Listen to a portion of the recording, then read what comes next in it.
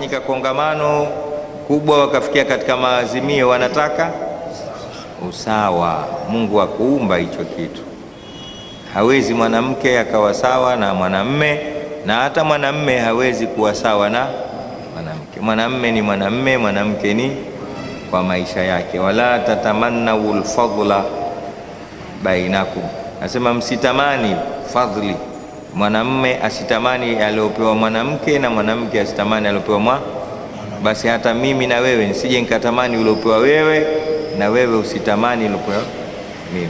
Omba Mungu ayapitishe mambo kwa usawa, kwa uadilifu.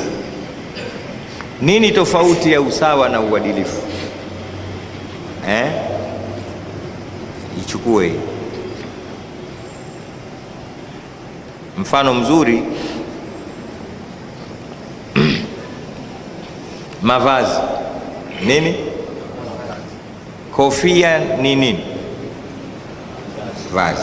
Kanzu, kiatu, chupi, singlendi. Sasa uadilifu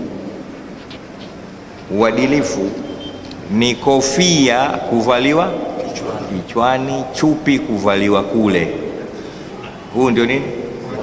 Uadilifu. Na ndivyo alivyopanga Mwenyezi Mungu Subhanahu wa Ta'ala. Uadilifu, kiatu cha kulia kivaliwe, cha kushoto kivaliwe.